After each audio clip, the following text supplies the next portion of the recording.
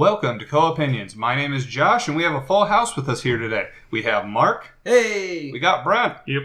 We have our illustrious sound man, Mike. Hello. Yes.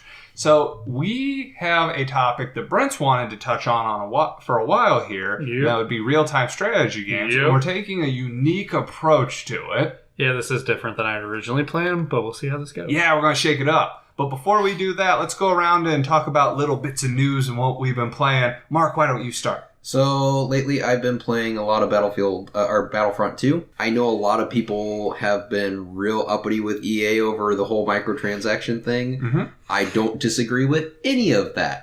However, I did tell Brent I would get the game, so I got the game. Hey, you made good on your promise I this sure time. did. Absolutely love the game. The campaign is totally worth it. If you're a huge Star Wars fan, I absolutely recommend, if you don't want to support EA, find a friend that has it, or at least rent it for the storyline.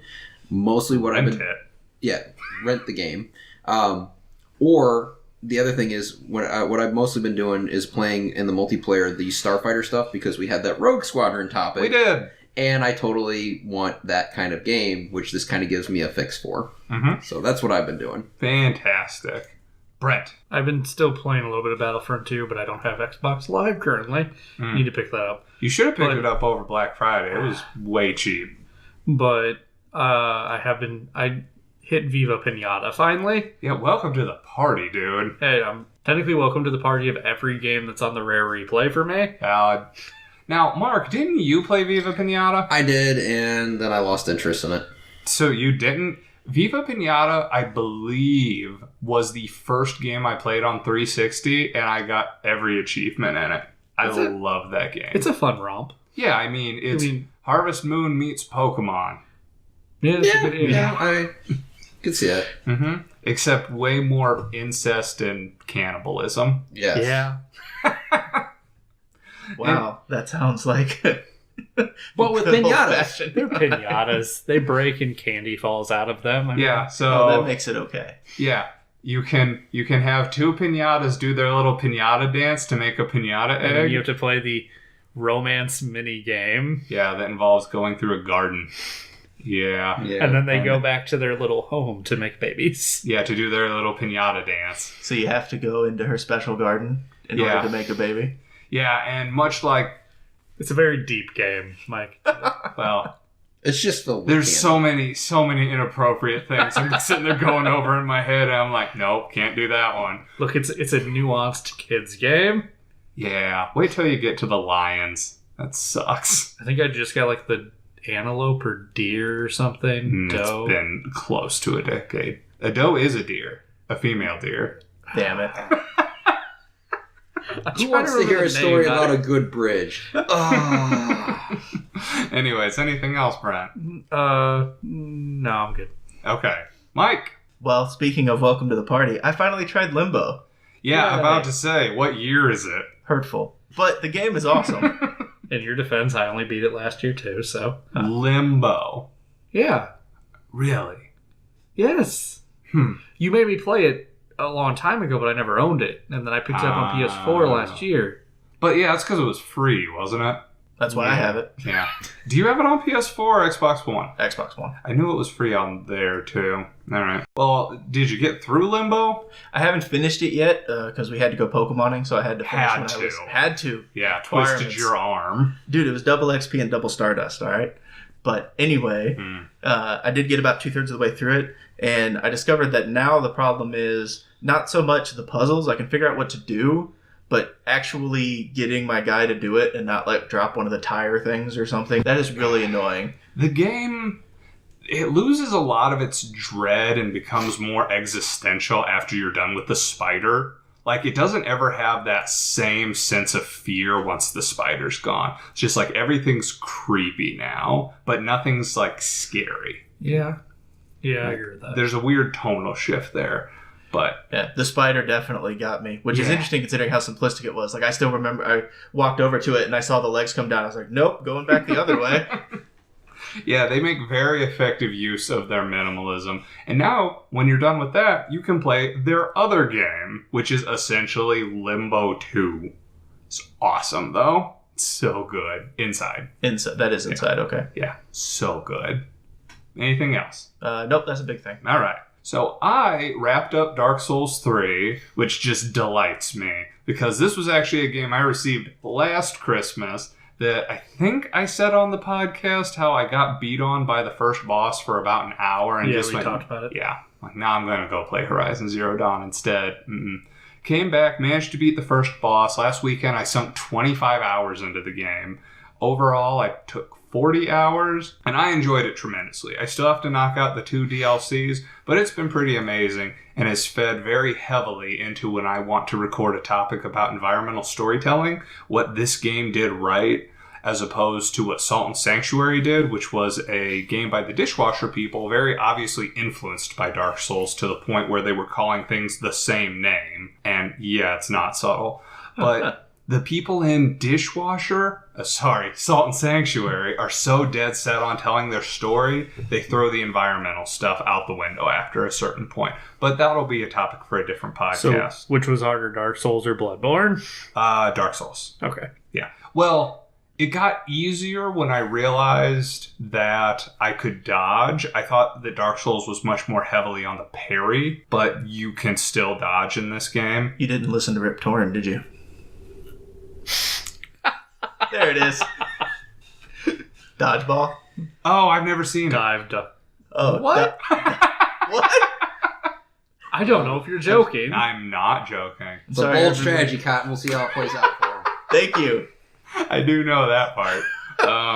We're gonna have to pause the podcast here, everyone. Josh Go needs to watch see a movie. Dodgeball. Yeah. No, not happening. Oh. But So essentially, this was like the Ninja Gaiden of like nowadays. Dark Souls, we can talk about From Software games at a different point. I'm just saying from something that just is relentless and beats you into the ground. Like, That's the Dark Souls. That's From Software in general. Okay. As Making far, sure I understood that. The game was gorgeous, though. I could talk about it at length, but I won't.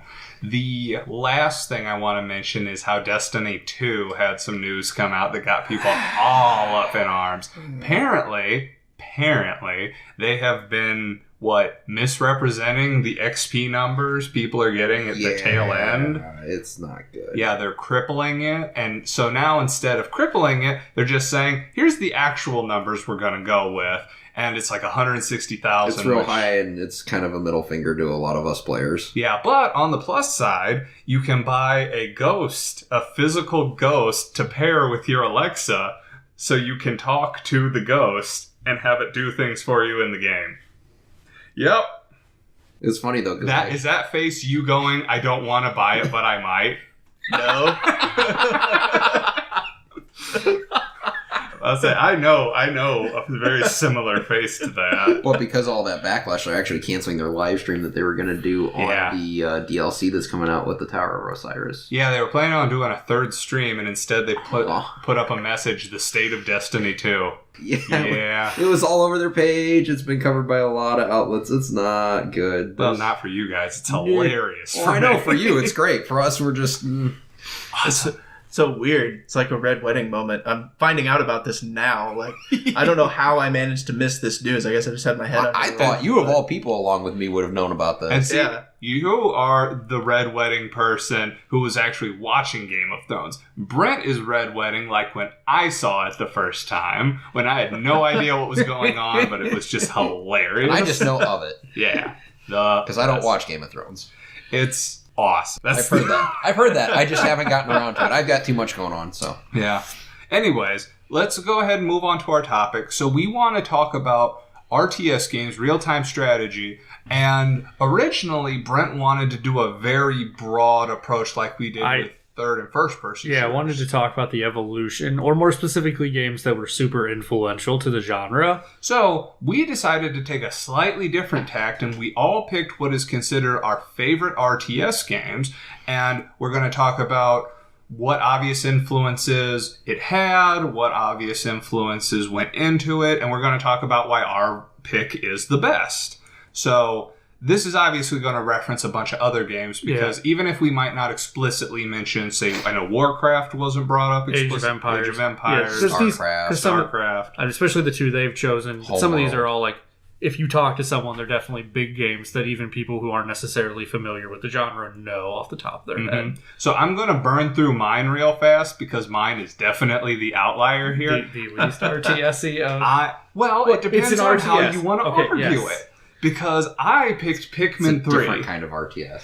It's a different kind of RTS because it's fun. And I see what all of you guys are about ready to say. Just gonna throw that out there. You're just going to put this one out there. but you're treating it like I played all three of them. You have played all 3 of them. And so Pikmin... I have a question. Shoot. What's a Pikmin? Pikmin? No, Get out of it's here. a valid question. No, it's a valid... I don't think he's ever owned a Nintendo console. Oh, you are a... Nope. Yeah. So a Pikmin is a little plant person. It basically looks like a mandrake. That's what it is. So like the little people with the roots on top of their head. Yeah. And it can either be a leaf, a bud, or a flower, depending on how strong the Pikmin is. The flower is the strongest one. Mm-hmm. And the idea is you can only have 100 of these units at any given time. For most intents and purposes, we'll say there's only 3 colors.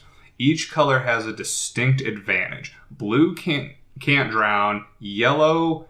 Electricity in the second game. They got thrown really high in the first one. Was that? Okay. That was... And fire is the red one. So you have to choose what the composition of your team is based on what you need them to do, and they have fixed spawn points. So if you go out to do something, the aim of these games, for the most part, is to collect treasure to meet a goal. In the first game, you're trying to collect 30 pieces of treasure so you can put your ship back together and get home. You have 30 days. If you don't get at least 20 of them in 30 days... The first one is you're trying to find all the pieces of your ship. That's what I said.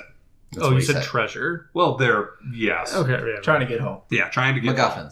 If you don't get at least 20, you fail. This was unique because it created a driving force for the entire game. It wasn't just each mission had a goal. The whole game, you had to move toward this. It was a whole game-long mission. And to get the pieces back to your ship, you have to order the Pikmin to carry them around. Yeah. So they have to work in a group. Like, it'll tell you... You 0 to 5, so you need 5 Pikmin. You order them to do it, and certain Pikmin. In later games, there are different Pikmin. Like there's a bigger, stronger Pikmin, and he counts as like 4 Pikmin carrying something, so he can carry it almost by himself. Yeah, and if you have more Pikmin try to carry it than you need, it makes the item move faster because enemies can still attack the Pikmin. Pikmin are a food source on this planet. Yeah. So everything's trying to eat them. So there are big things, and you're like, you got to get behind them because you're the one who has to throw them onto it so they can like smack their head into it to kill it. Yeah, you have to use them as weapons to attack enemies. So unfortunately, it's a valid strategy to bomb rocks. That's what the yellow ones could do in the first one. Oh, yeah. The yellow ones could grab bomb rocks, and then you feed them to enemies so they explode from the inside, and while they're stunned, you throw other Pikmin on the enemy so that way they start attacking it while it's stunned. It's like watching ants kill something. It's great. It's awesome. So the first game was really unique because it did an approach to this I had not seen before. And I really liked it because I'm not much of an RTS guy for the most part. A lot of them seem real similar to me. Some version of, oh, there's a big war. Here's why this guy's bad. Here's why this guy's bad. They're very similar to me. That's my opinion thing. This was a unique, colorful take on real-time strategy to me that had objectives that I didn't think were... I thought they were interesting in that it was more of a puzzle approach. So if you saw a piece of your ship in a weird location, you might have to figure out, well, I have to throw a Pikmin up there, then I have to go around and direct them and have these other Pikmin build stuff up to get to them. Sometimes they have to chain and other things. Like, it is... It's a really unique approach. The second game took out the time limit, and in that one it was explicitly treasures you had to collect. Oh, what was his name? The one you leave behind in the second one. Oh, Louis. Louis is the worst. Stupid Louis. So you play as Captain Olimar, and in the second game they introduce Louis, who is useless, and I hate him. And you leave, and you get back to your home planet, like, you think it's the end of the game, and they're like, where's Louis? And you're like, Louis? Yeah, you have to go back and find Louis. That game also introduced dungeons, which were unique in that you couldn't go back in the dungeons. You had to get to the bottom of the dungeon with however many Pikmin you had, and there were bosses at the bottom, like actual bosses. So, and then in the third one, they kind of reintroduced the idea of a time limit because you had a limited supply of food. And for this one, you were collecting food for your home planet. And for all the food you collected, that increased your time limit. And none of you guys are going to play it who haven't played it. About 80% of the way through the game, Louis shows back up and steals all your food because he's the worst. So, God, I hate Louis. While you've been building up your time reserves, and you're feeling comfortable, they take it all away. So you're like, now you have the fear back. Jeez. Yeah. No, these games were awesome. It's really fun, and you should play it like... I completely understand why like you Mark guys should. Mark, yeah, you probably should. Because you own the systems to play it on. I respect why all you guys rolled your eyes, but this was a really unique and an innovative way to approach it for me. I accept that it's not RTS in the way you guys would define it, but it has a lot of hallmarks of something that I think make an interesting RTS. The idea of being limited to 100 people, the fact that you can't really build structures wherever you want to have more units come in, the fact you have to choose the composition of your group, the fact that you can, in later games, separate them by their different group colors, so that way you can say, 25 red, go into the fire and start breaking this thing down. There's a lot of multitasking that can happen. Yeah, especially like the third one, because it was on the Wii, you had the Wii U gamepad. And if you didn't just play it on the gamepad like I did for part of it, you had the map and you could order stuff around. Yeah. It was a really interesting take on it and a use of the gamepad for the Wii U. So that's my hot take. You guys obviously don't have a lot to... You asked a few questions, but I expected to be the odd one out here. So, moving on from that... Well, real quick, I do have a question. So that gives us a synopsis of everything, but why is it your pick for your number one? So, I tried to sprinkle in why it was my number one in there. The idea of having your little mini objectives on the way toward the overarching game objective. So, in this time, you're not explicitly told you have to go get the booster for your rocket, but you know where the booster is, and your objective you could choose for this day is figure out how to get it and bring it back. It gave you a lot of freedom for how you were going to approach it. The incorporation of the puzzle elements, I love puzzle stuff. And with other RTS I'd played when I was younger, I found I could just keep throwing units at whatever my problem was. This game, while it doesn't create an intense scarcity of Pikmin, especially when you start murdering a bunch of things to create more Pikmin, you only have 100. And they all can die at any one time, and they can all die very easily. So if you come up on something that's electric and you don't have yellow Pikmin, right? And you got to be really conscious. And that's any RTS, because if it has that AI, they're stupid enough to run in when you tell them not to do it. The Pikmin are just as dumb. And the first game having the time limit created a sense of urgency I didn't see in a lot of other RTSs for a global constraint, which was interesting to me. The third one refined that time limit idea in such a way that was also unique. The idea that you could create a buffer and then you lost it was a really good way to reinstill that sense of urgency. The second one not having it was a little odd. I want to say the second one was the weakest, but I like collecting treasures so much that I really couldn't fault it for that.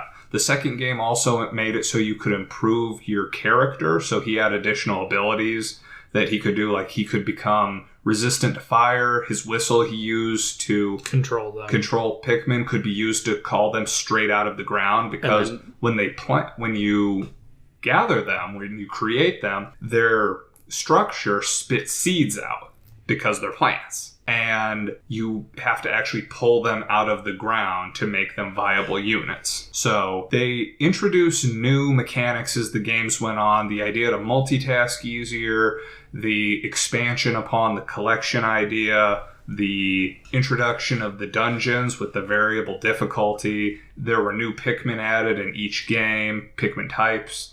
They managed to keep it switched up, but kept it very focused on the idea they'd established in the first one. And I found it to be both very accessible, but it could also be incredibly challenging depending on how into it you got. The final dungeon of the second game was very intense because you had to have a mix of all the Pikmin at the bottom of like a 40-level dungeon or something like that. And in the third game, the final boss was super hard if you did it the right way. I did it the wrong way to cheese the system, and Brent was not happy about how I did it because I realized that the final boss, watching him, he would stab Pikmin, so he could kill like 15 in a matter of seconds. But in that game, they introduced rock Pikmin, who are just rocks with little leaves on their head. They can't be stabbed.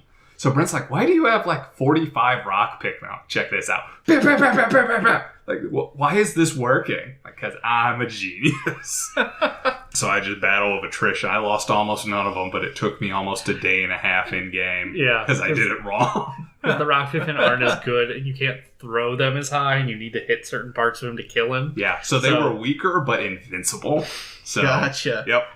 So I know it's not gonna be anybody else's favorite because most of you haven't played it and it lacks a lot of the hallmarks that most RTSs have, but that's why it's my favorite. And if they come out with a Pikmin 4, I'll pick it up instantly because I really do love that series. It's the only RTS I'll really get into. But enough about the delightfully colorful Pikmin. Mark, I know out of all the RTSs, you have one of the earlier ones, so I think we should go to you next on what you have picked as your favorite RTS. Yeah, no, that's fine. I ended up going with the Command & Conquer series, and I went with their second game in their actual main series, which was Command & Conquer Tiberian Sun. So that came out in 99. The original one, Command & Conquer, came out in 95. But I went with this one because this is what I predominantly played when I was younger. Mm-hmm. It expanded a lot upon the original one in the sense that there was more unit availability,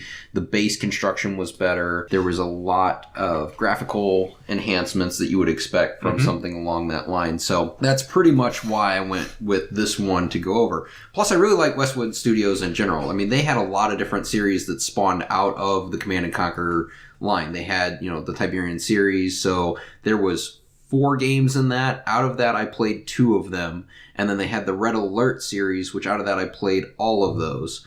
So you saw the Tim Curry thing? I believe so. Okay. Yeah, he was in Red Alert 2. Yeah, he was in Red Alert 2. Yeah. The games where they still used live video. They used live video in it. That was different. So they actually had live video in the cutscenes as far as these games went, which was something that was different back then. With the exception of the last series in their line, the Generals one. Right, but I never played Generals, only you did. Yeah. I didn't play the Generals portion of it. That's the only Command & Conquer besides briefly dabbling in the first Tiberian one, which was...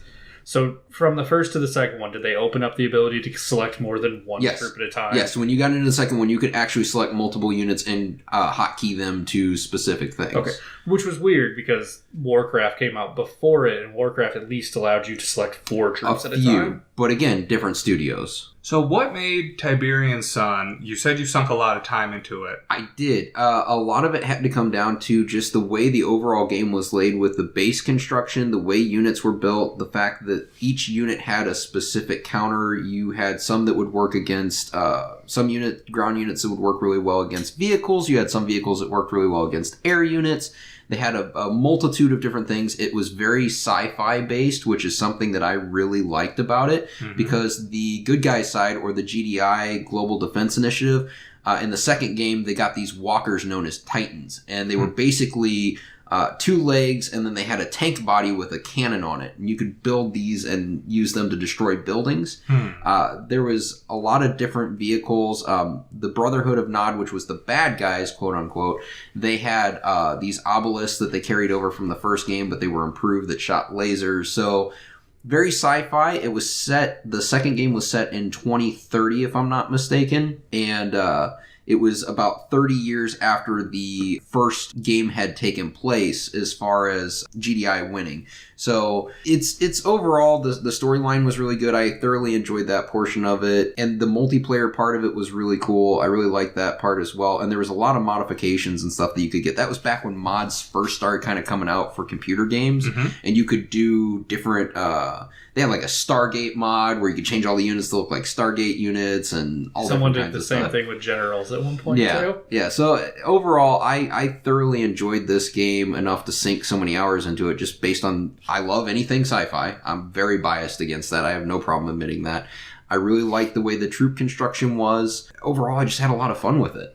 Now, you've played games in Command & Conquer past Tiberian Sun, right? I played other RTSs past them. Mm-hmm. Westwood Studios ended up getting bought by EA. Tragedy. Yeah, tragedy. But I have played other games that are out there past this as far as real-time strategies go, but this still seems to be the one. I don't know if it's a nostalgia thing or what it is, but this still seems to be kind of like the hallmark that I go back to of this is what I enjoy. Now, you didn't play Age of Empires, right? I did not. Okay, so you can't compare it to... I mean, I know of it, but I never really played it. I've only watched people play it. Okay. And is there another RTS we could draw a comparison for the sci-fi aspect of it? StarCraft. Which I did play StarCraft. So now, were the flying... why was... Okay, Brian, ask Were you the that. flying units in Command & Conquer a lot like the ones in StarCraft? The hover, move, okay. Mm-hmm. Yeah, they didn't have like an actual fly-by motion. You would select them, they'd hover. So like the GDI stuff was set up as helicopters called orcas, and they had fan blades that allowed them to hover.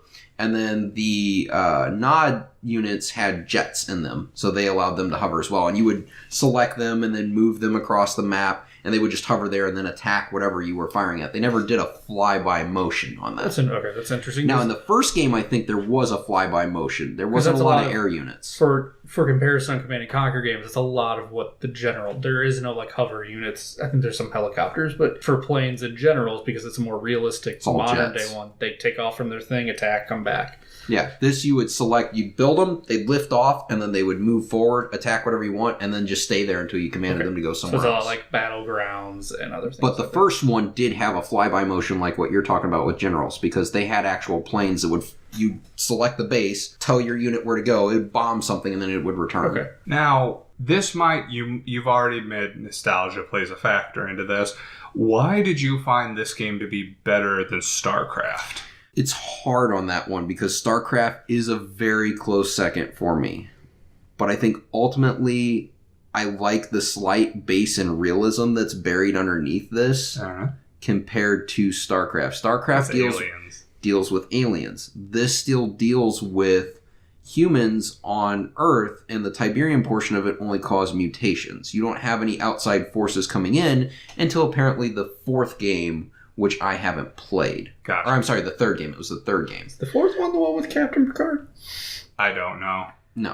One of them I know has Patrick Stewart in it. Maybe. Well. I know the third game introduces a third faction known as the Skrin, and they are an alien-like race that comes in because of all the world getting converted from Tiberian, and then they quickly get ushered out into the fourth game. They're gone. They're no longer a thing. Now, something that I found interesting, because I didn't play StarCraft, but I did play Warcraft, and I'm curious if games like Command & Conquer did this. Did they give you the ability to play both sides of the conflict? Yes. You could play as GDI or you could play as Nod. In either one of them. And then in what I had read in the third one, that third faction only got unlocked as far as a storyline goes after you beat the first two storylines. Interesting. Okay. Now, did you find that this rounded out did they have distinctly different play styles, or? They did have different distinctive play styles, and that's one of the other things that I really enjoyed about it. So GDI, the good guys, were a lot stronger, but you couldn't build as much with them. Gotcha. So they took a very direct approach with, we're military force, we're, we came out of the UN and all the world's united together, or all the countries united together, and we're going to, fight this epidemic. The Brotherhood of Nod, however, was more guerrilla warfare, low-tech, but they had a few high-tech things that they held in reserve. So you had more units available, they were weaker, but you had access to very strong weapons to combat as like power-ups to combat the GDI. Where the GDI only had one super weapon, and that was their ion cannon that's been in every single game. Interesting. Which is a giant satellite that you would, in the first one, you just move a cursor over wherever you wanted it, and then click on it, and it would just blow up a structure. So you could just go straight over to their main construction base, and if they didn't have any spares built, wreck that, and oh great, now they're just So it's like the proto Hammer of Dawn. Pretty much. All right. Pretty much. It was pretty cool. Okay. Nod was a little more unethical. They decided that they figured out how to take the Tiberium because it was toxic and turn it into a chemical gas, and you could bomb the other units with, and the gas would slowly spread out and just wreck things. Now, So here comes the whole defending the game we're talking about part. This is the kind of thing that really turned me off from a lot of RTSs. Was it felt like everything came back to the idea of like the war crimes and like everything boiled down to basically this is what the Geneva Convention said we don't do. Like I felt like a lot of RTSs went back to here's the people who commit the atrocities and here's the people who don't commit the atrocities. Kind of, but it also depends on how you view what that side's goals are. It does. Well, it does, and I'm not going to be one of those people. Nod took a very cultist, religious approach to it with the Tiberium, and their leaders spun it as this is how we evolve man, and made a cult out of it, basically. Well, that's still religious fanaticism. Pretty much, where your GDI was like, no, we're the government. We got to keep order and keep everyone safe while we just abuse this stuff for ourselves. Well, and while it's not a comparison in an RTS, it reminds me of some of the conflict that happens in like one of the Fallout games. I think it might be New Vegas, where Caesar's Legion, Caesar, do they call him Caesar or Kaiser? I think it's Caesar. Right. They're a lot more religious zealot, like might makes right, as opposed to the New California Republic, who's all, we have to do this, by the books, etc. And it's kind of that same setup here. Right. And that's, I mean, not trying to explicitly poo-poo on it, but I feel like a lot of things had... But that's from the storyline side of it. You know, if you just take it at face value as far as, like, the gameplay style of it, that's where the strategy portion comes in, because you have to manage your troops. Sometimes in some of those maps, you don't get enough resources that you may need, and you have to go out and find crates to then unlock more things. Or you might have to take an engineer unit, which both sides had access to go steal somebody's base and start constructing stuff out of theirs and use their own stuff against them. And see, that is an interesting idea of having the... Because infiltration was a big thing with this. So, like in generals, like you have units, you could steal stuff from the other side. That's where your could you do engineers... that in the other ones? Okay. The engineers were the engineer, you could create an engineer unit and send him into the base, any base, and he could take over that base. Because I always enjoyed that on like generals and kingdoms, Total Annihilation Kingdoms. I love stealing the other side stuff to use, and then use that against army. them. So it is interesting, the idea of having the philosophy of the different factions play into the gameplay style. So that is something that I like. That is represented in a lot of these RTSs. If you don't have much more, I think this might actually be a good time to transfer on I was going to say, the only other thing I was going to mention out of that too is just from a building type setup from that era, like your SimCity era and stuff. This particular game introduced the construction of walls and fences and things of that nature too. So you could literally build a base the way you wanted to set it up with gates and everything and have checkpoints and all that. So from someone that just likes the planning side of it, I love that about this game. And I'm looking. And the first one, I don't think had that. They just had turrets and things you could put up. Age of Empires, at least. I don't remember when Age of Empires dropped, but it had, the first one it did. What I'm trying to find out is when Warcraft 2 came out, because I thought Warcraft 2... 97. Warcraft 2. 98. This says the Tides of Darkness came out in 95. So it would have had to come out before 95. Now, I can't say for certain whether or not it had it because I don't remember, but... See, I don't remember either. Well, when did Age of Empires come out real fast?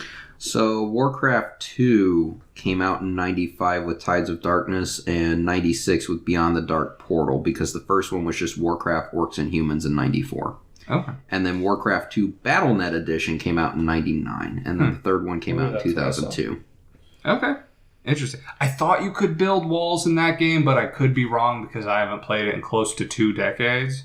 But I could see the benefit of that as well. It was just neat from a planning standpoint because the first one didn't really do that. You just kind of put stuff down, and some of it was predetermined. And... Yeah, that would make a difference. Yeah. But speaking of the different factions playing into the game, Mike, I know you wanted to do Dawn of War? Yes, Dawn of War. Sorry, I was going to say Dawn of Warhammer. I'm like, I think I'm mixing things together here. I mean, it is Warhammer. I'm just going to say Warhammer 40K, Dawn of War. Warhammer. Probably one. All right, I'm going to say one thing before I goop down a bit, and that's Space Marine. I can't, man. Like, this is so generic. Dude, it's the 401st century. The Imperium of Man is spread across the galaxy. Oh, kill me. In the grim darkness of future, there is naught but war. I shall cleanse the land with my bolter. I feel like you should just be that robot from Aqua Teen Hunger Force. Thousands of years ago. in the future. 2004? Yeah, the first one. Yeah, well, that's just... See, you have to know the backstory. So, this is based on a tabletop game that I don't even know when it was around. Rogue Trader came out, like, in the 80s. Okay. See, this screams 80s to me. That's why I was so confused about 2000. It started out as Rogue Trader that turned into Warhammer. There's a rumor that StarCraft was originally supposed to be a Warhammer game that Blizzard was making, and it fell through, and Blizzard went, hey, can we still use similar properties? And they're like, go for it, dudes. And that's why there are similarities between those races and things. Oh, don't worry. Games Workshop has thoroughly trademarked all of these and have even started changing stuff to trademark. We have completely taken the spotlight away from it. Mike. It's fine. I love that everyone loves this game because it means clearly, before I've even started, my game is the best game. That is wrong. Because this looks like if Heavy Metal had big shoulder. Does anybody else know what Heavy Metal is? I know what you're talking about, yes. Okay. Brent, I'm not sure here. So it looks like if Heavy Metal was wearing a suit of armor. Oh, did you look up a Space Marine? Yeah. Oh, nice. Which one? Which faction? It's just the cover of Dawn of War. He's holding the Blood Raven. sword. It's a Blood Raven. So it's a Blood Raven. Yeah. Oh, and that should be the captain, I believe, because he doesn't have a helmet on, does he? No. So he's it's the main character in the story, though. Yeah. Captain and Gabriel Angelus, I think, is something along those lines. Anyways, talk about why your game is supposed to be the best. So, well, the reason why I picked it is three-pronged. First, because of the backstory, because it comes from this great tabletop game that I've been into since 6th grade. I love the lore, I love the game, I love the characters, I love the factions, I love the model building, I loved everything about it. Then I found out that this was coming out. It took everything that I loved about the game and put it inside of my computer and made it so that I could just play against computer all day and I didn't have to deal with the annoying nerds that played the game. That was the worst part. Are the ones saying and not spend $500 on an army. Right. There was also that. The pieces were very expensive. I remember I once got a Whirlwind missile launcher, which is this special kind of tank, and it was like the only thing I got that year for Christmas because that's how expensive it was. It was one model. Now that I'm thinking about it, I do like that the army base, like you can only build certain amounts of units, almost like when you're building an army for tabletop. Yeah, but that's restricted by having not dollars in real life. Well, no. Well, the game itself also has a rule to keep you from just being able to throw money at your army. There's point levels. Your point set, there's things are worth so many points. You can't go above that point set. Don't worry, I think Mike got it. Well, it's also part of the reason... Yeah, Brent, let me talk about my own game. Mowing his grass. It's also part of the reason why I think it rolled out of the gate so hard and it got such great reviews and everybody loved it so much is because they just used the rules that already existed and had been polished for the better part of a decade and turned those into the regular rules. What? That's why, Brent, I thought you said that's why you didn't like one of the games that you got. Wasn't the second one? Okay. Dawn of War 2. I mean, understand, the first one has 3 expansion packs. Okay, I remember him complaining about the fact they so literally translated the rules that it made the game restricted. Well, I liked having bases and building stuff and, things like that. They took all that away too. In the second one, they did take one of the primary RTS pieces out of it, which is actually building your base to get your units and everything. Mm-hmm. And they made it almost exactly like the game. And I think that's because of how much connection they saw with the first one. They tried to make it even more like the game in the second one. And they kind of lost their fan base that wasn't so much tabletop.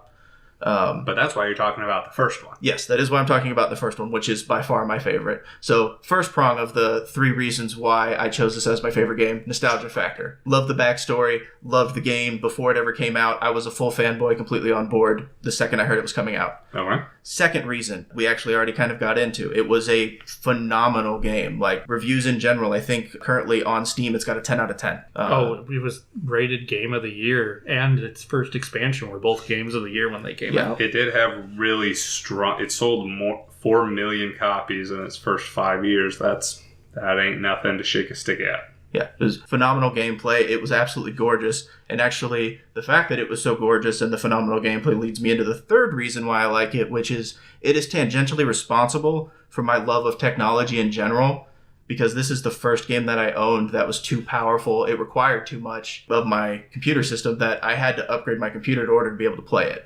My parents bought it for me not knowing anything about computers, didn't know that mine couldn't run it. So I read the requirements, went online. I was 16 at this time. and I actually got to crack a computer open for the first time, see everything inside, and I was instantly hooked. And it's transitioned, it's created all of my interest in technology throughout the years. I got to upgrade that thing, and then I actually got to play the game, and it was this great feeling, and now it's moved all the way up to where I've built my own gaming PC, and I upgrade that, and it's led me to this love of my life overall, this technology love of my life. That's right, I said it. I'm being dramatic because I'm going to win. Well, I just have this idea of 16-year-old Mike going, I'm going elbow deep, and shoving your arm in your computer, and then waking up in the hospital 4 days later. It's like, did I do it? And that's where the love of his life came out, was it fronted out his frontal cortex. He's like, I did it, Ma. Well, it's interesting. Count the blue. It's interesting if you think... If you think about it, my nerddom flower did blossom the first time I ever played 40K. I walked past a Games Workshop, and they always had the model set up out front. I like that you said your flower blossomed. Right? Yeah. I thought of that before we started, and I was waiting for the moment to use it because I knew you'd like it. It's a very Pikmin thing to say, though. See, this one's interesting It because made him bloom. this and another game. Another game a friend of ours got us in. I'll tell you after the show. A first-person shooter game for 40K called Fire Warrior. Those got me into 40K. Yeah, like I it was on the console. Yeah, I hadn't actually I didn't know what 40K was before that, and then this got me into it even more that I wanted the model. And then Brent found out several of us play it. Yeah, it was so phenomenal. And I like the fact that the game developers respected the fact that tabletop gamers are kind of anal retentive. So they put a lot of effort into the detail of the models in their game, even though they were tiny and they were really only there to get destroyed. They put a lot of effort into that. I still remember, just since you said the whole anal retentive thing, I'm not going to make the obvious joke, but I remember you guys talking about playing these games and some dude busting out a yardstick. So I had tape measure, but I've seen I had a people tape with measure. yardsticks. I had the different protractors you used in order to figure out explosion damage. Like, oh yeah, that was something I liked about that flower bloomed all the way. Let's say all of my models are actually Templates. You had all the templates. hermetically sealed cases. They're still in there. They have custom fit foam cups that go around all of them, and then they're inside of a sealed case. And then that case is locked, and then that goes inside Next of the storage time area. you guys give me a hard time about my amiibo collection, I'm What if going to be I like, minute 43 of episode 38. You lost everything. You haven't, Brent. I was about to say, the one thing I liked about Dawn of War was you went from a lot of RTSs I played previously where you had single units as your soldier, and in this you had squads, like the actual. That was something squad super based. interesting. I read about that. I loved that you made squads of different things. Like they were set up like they were in the game, like the number you could have. For a lot of different things. Actually, going to that, speaking of the squads, another thing that they involved from the tabletop game that I enjoyed that you didn't see in a lot of RTSs that I remember from the time was your units didn't just have health, they also had morale. Right?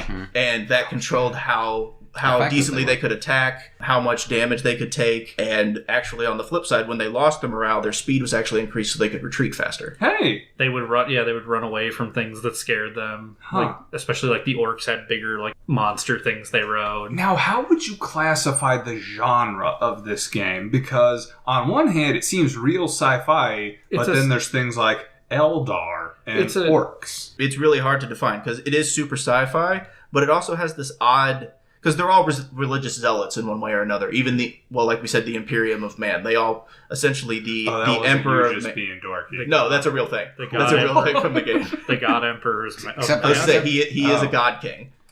Is who's in I charge. do remember reading about the immortal God King. There's and a I'm whole like, how'd they get my backstory. resume? There's a whole backstory that connects Warhammer to Warhammer 40K. And it's the same dude, I guess? No, Because he's an immortal God. it's not the same He's not one dude. Oh, I don't want to know this.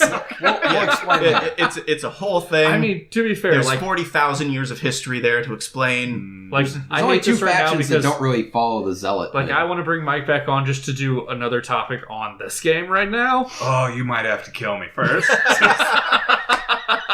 You are unfortunately outnumbered here. Yeah, well. Anyway. Because like just the DLCs alone, like each DLC added more races from the game and different playing abilities. I know we So did talk much about fun. your obsession with races earlier. So Something about Dark Eldar. I can't say Eldar without. There's the Eldar, and there's the Dark Eldar, and there's the Blood Angels. There's the sub factions of the the Space Marines. Yeah, all the different Space Marines. They all had their own Primarchs. For example, the Primarch of the Blood Angels was Sanguinius, who sacrificed himself in order to save the Emperor. But I was saying, I can fully nerd out on this. Like, you would actually, Josh would probably like the faction that I like. I'm trying to line up the pen with my eye right now. Did you play Dark Crusade, or you said you didn't play Soulstorm? No, I didn't play Soulstorm. I only played the first one. Which Soulstorm was the one with the planets, right? Yeah. So Dark Crusade is on one planet, and you played in almost a Risk. It's the second DLC. Oh my god! Did you just say it's like Risk? It's set up. Well, it's about territory control. It's territory. You move into a territory, and then you move into another territory. You take it over. That is a much better way to explain it, Brent. Yes, I know. I said Risk to the one person that hates the game in the room. One person in the room. Okay, I'm about to say I am not alone in this hate. I Risk is another. Risk. I used to spend Saturdays. We'd play for 9 hours. We used to make house rules. I was about to say, Josh is the guy who flipped a game once, legit flipped a table on a game. So. It got to the point where everybody had one unit. Like, it got to the point where nobody strategized well. Everybody had one unit in each country. Like, it hit that stalemate part where everybody played awful. We were going to be there for another 4 hours. We're getting off topic. Get back to your nerding so that way we can transition to Brent. Well, I feel like at this point I'm actually at a pretty decent place to transition because I've covered my 3 areas. The gameplay was phenomenal. Brought in a bunch of new things. For example, squad-based gameplay, the fact that your units had morale as well as health. And you had units that could boost morale. You had units that could boost your morale. You had your apothecaries, which I think could do both. Mm-hmm. And then you had your commander units, which was like your one guy, your hero unit that you had to keep alive. He was the one character that was actually like not, what's the word I want? Disposable. Disposable, thank you. And then it had the same things that all our good RTSs had, where you had to build up your base, build your defenses. They didn't have walls that I remember, but they did. You could lay minefields. You had turrets and minefields. But you had the environment, the way the environment. This is the first real good use of 3D-esque environment in an RTS. I loved it. That's true. I almost forgot. Your squads could also take cover behind different rock formations and whatnot, and it would boost their morale. Fascinating. Which is just like the tabletop. You could actually take cover. I mean, it really set a huge precedent for RTSs moving forward. So that is actually super interesting, and I was going to bring up, I didn't hear at any point you could find a Duracell battery, though, to take back to your base. Am I correct in hearing that? See, in Pikmin, you can find a Duracell battery. So I'm going to give point Pikmin here. Now, if in the crater you could find a giant baby doll head, then maybe. You might find Dawn of War had Mech Warriors. Wait, are those the guys who look like the Bionicle dudes? No, those are the Terminators. So Terminators are like your Space Marines on steroids, slightly stronger armor, slightly better stats. And then your Dreadnoughts were actually like a base vehicle unit. Which were Mech Warriors. They were 2-wheeled vehicles which housed the guy in it that was not very alive. The center of which was a sarcophagus, which held a guy who was a former Space Marine that had been damaged to the point where his body no longer could serve him, is how I think they wrote it in the books. But his mind was still tactile and useful. So they took his body and they put him inside this dreadnought, which now houses him permanently and keeps him alive, but it allows him to continue the fight for the Emperor. Earth is a dark place. I was about to say, suddenly Pikmin being thousands of years after humanity has died doesn't seem so dark anymore. Right? We'll just help you to understand. Basically, think like reverse Dark Age happening, where they have all this technology, but the people that knew how to understand and work it are gone. So they're just winging a lot of this. Cool. Well, on that cheery note, Brent, I think you wanted to talk about Sins of a Solar Empire. The Dreadnoughts were awesome. Dreadnoughts are cool. So I chose Sins of a Solar. It was hard to choose one because I like the exception of Command and Conquer. I've only played. I don't like that one. No, I've just never played all the Command and Conquer games. Okay. I've played Dawn of War. I love all these games. So Sins of a Solar Empire is the one I went with because I've already done Homeworld. And the other options you were Age of Empires, StarCraft, and Warcraft. The other one would have been Star Wars Empire at War. Wasn't there Age of Mythology? Age of Mythology, yeah. I Wasn't consider it a spin-off? It's a spin-off of Age of Empires, just like the Star Wars Battlegrounds. Conquistadors at one point, didn't they, to change it up? That was in Age of Empires 3, I believe. 3, okay. I mean, there's also Halo Wars, That's the only Age of Empires I haven't played. But I've never played Halo. I only briefly played Halo Wars. So anyways, Sins of a Solar Empire is the game I chose. There's a second game, which is technically kind of a second. It's a DLC-ish. I don't know. Sins of a Solar Empire Rebellion, I played that a lot more. But there's only minor differences. They added some stuff, and I'll get into that. But Sins of a Solar Empire is this game set. It's a space simulator game with a lot of societal and economic simulators. You have to build up planets. You have to colonize them. Certain planets can be habitable. Certain ones can't. I read a lot about this because I did research because I knew out of anybody I was the least versed in this stuff. And Brent, your game sounded the most interesting, but your game also came out the latest. Yours came out in like 2009? Yeah. My game has benefited from like Homeworld and other stuff. It doesn't have the same kind of camera angle control that Homeworld did, but it benefited a lot from Homeworld's, space tactic stuff. But instead of a mothership, you have a homeworld, you have home bases, you build stuff, you colonize outward. There's a plot line, kind of. There's no real story mode to it.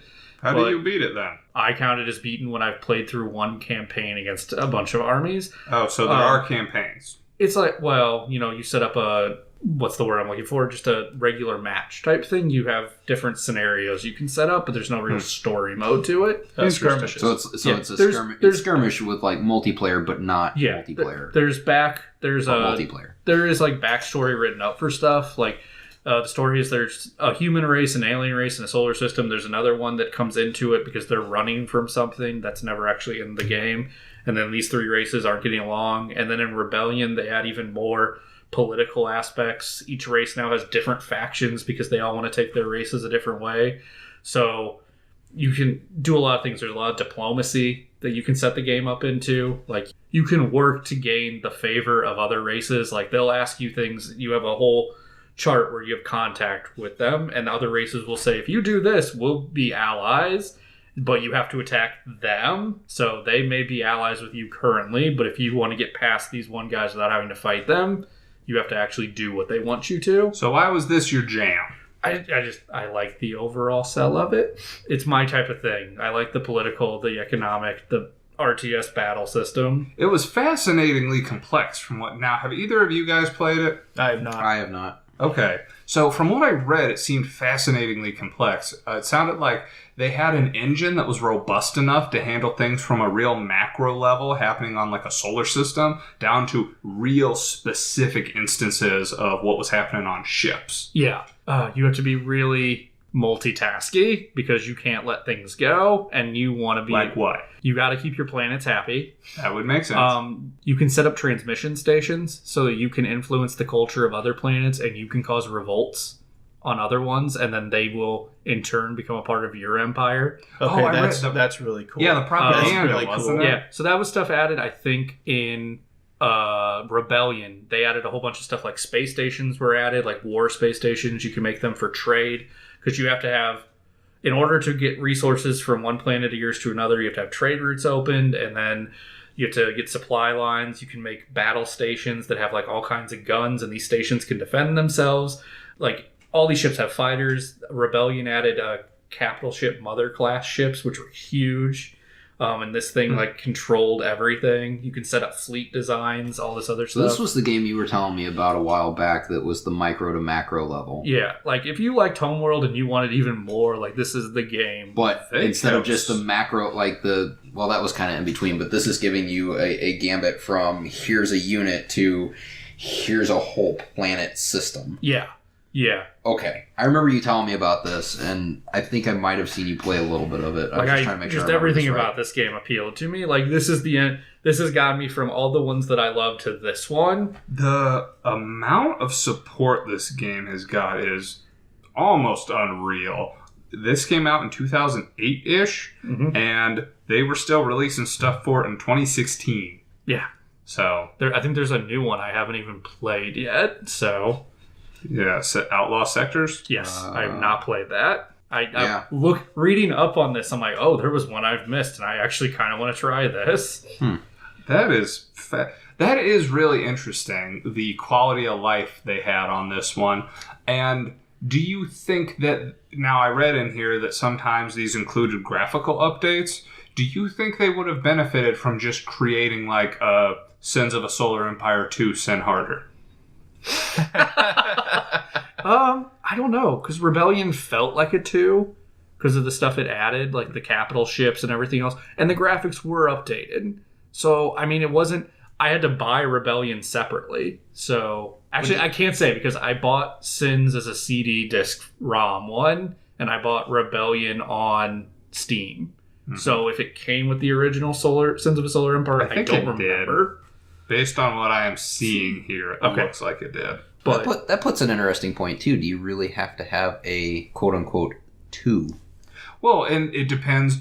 Like, from Warcraft 1 to 2, yes. Well, yeah, absolutely. But for it depends on what you want to change. Because we're going to shift gears a bit in the genre here. But, like, if they wanted to make a World of Warcraft 2, if they're like, we need to fundamentally change something about how this game goes, that's when they would I think they would have to change a lot on Sins of a Solar Empire to get to that point, but it really... Well, they would have to change gameplay. I think that's the main reason why we ended up getting Dawn of War 2, was they dramatically changed the gameplay. Yeah. They removed the base building aspect of it. And then, 3 kind of goes back a little bit to that? I don't really know much about 3. I know it has base building, but I don't think any of us have played it. So I haven't gotten a chance yet. Just came out in April. I still haven't gotten to it yet. Heck, I just got to Limbo, so I'm moving at my own pace. You are moving at your own pace. Like so are you stuck in Limbo? And Infinite. Oh.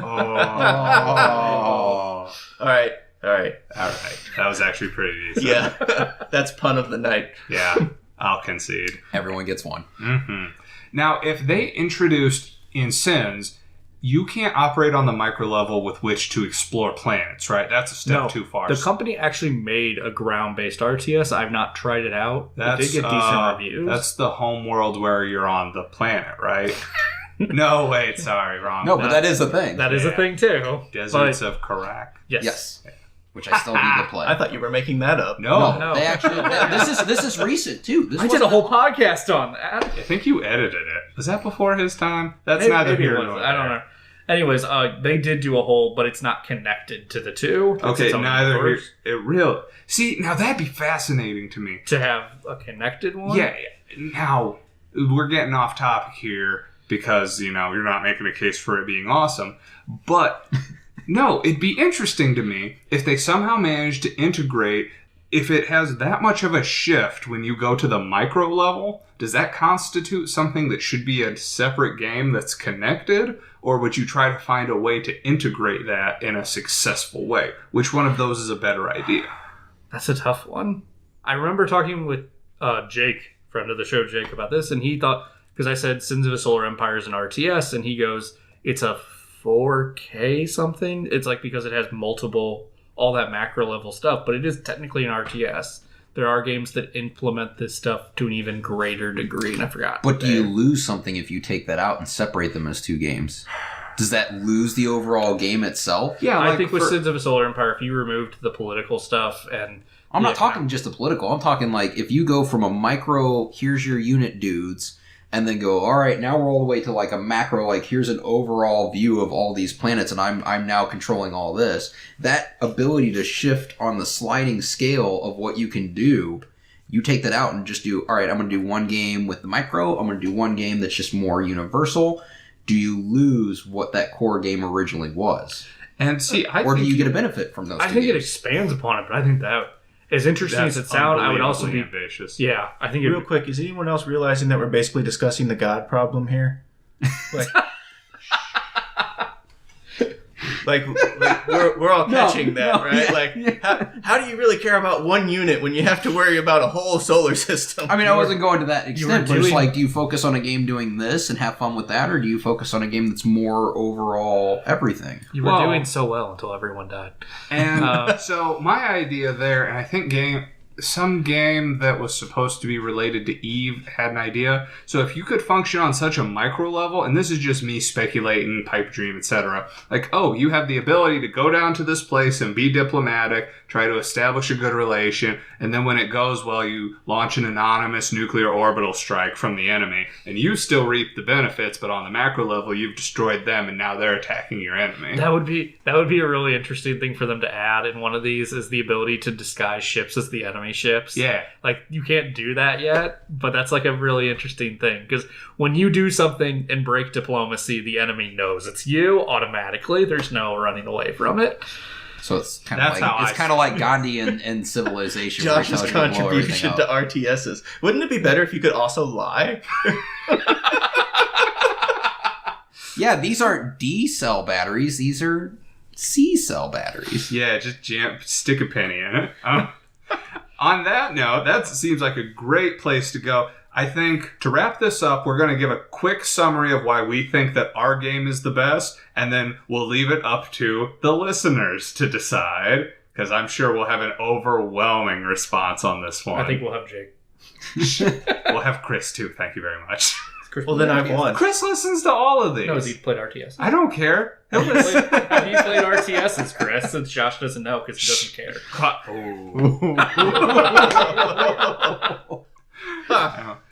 Shots fired. Muckraking. We're getting political in here. That might have came across the wrong way. Anyways, I maintain that the Pikmin 3 is the best game because it has an innovative approach that doesn't try to focus too much on the grimdark, but allows you to have small, manageable objectives while heading toward the overall objective in a way that is different than other traditional RTSs I have played.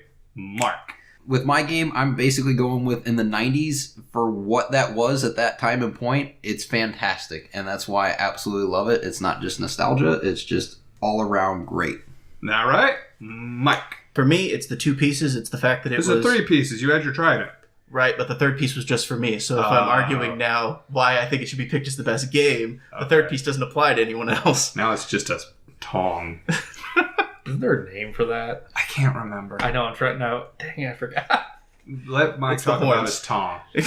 But anyway, the first piece is the nostalgia factor because it came from this great tabletop game and it really captured the essence of what people loved about the game and brought it into Dawn of War. The second piece was that because it was just such a phenomenally built game and it was so beautiful graphically, it brought in a bunch of people that weren't Warhammer fans, that weren't Game Workshop fans, and brought them to the game and built this huge phenomena. And it really kind of changed the way games went in general because everyone else saw how popular this was. We saw more squad-based gaming. We saw more cover getting involved, and we saw things getting more complicated. It wasn't just, oh, these enemies have this much health and can do this much damage. It really added a bunch of extra layers to it. And I think for that reason, for how important it was, for that nostalgia factor that it really pulled in, and just because, dude, it's freaking awesome. I mean, in one word, violence. It is violence. That is what this game is. And it's just a lot of fun, especially if you're like a 16-year-old guy. So anyway, that's my piece. And a two-tined fork could be called a roasting fork, a prosciutto fork, or a snail fork. And Brent. For Sins of the Solar Empire, it is a game that feels like the culmination of all the things I've liked about all the RTSs that I've really enjoyed, especially space RTSs like Star Wars Empire at War and Homeworld. It's brought a lot of those things and added a lot of extra elements that I really like doing, all those macro things to try and make the game more fun and more interesting. Okay. So, all that being said, first off, Chris, you're my boo. Don't take any of what I said. I will watch this edit. And everybody else, get online. Tell us what you thought was the best of the four we brought up. Do you think you have a better one? Let us know. But Mark, thank you for coming on. Absolutely. Brent, thank you for coming on. And Mike, thank you for coming on. Also, story. Come at me for story. I got more backstory than anyone else. No. Thank you for having me. You're welcome. But until next time, my name is Josh, and this is Co-Opinions.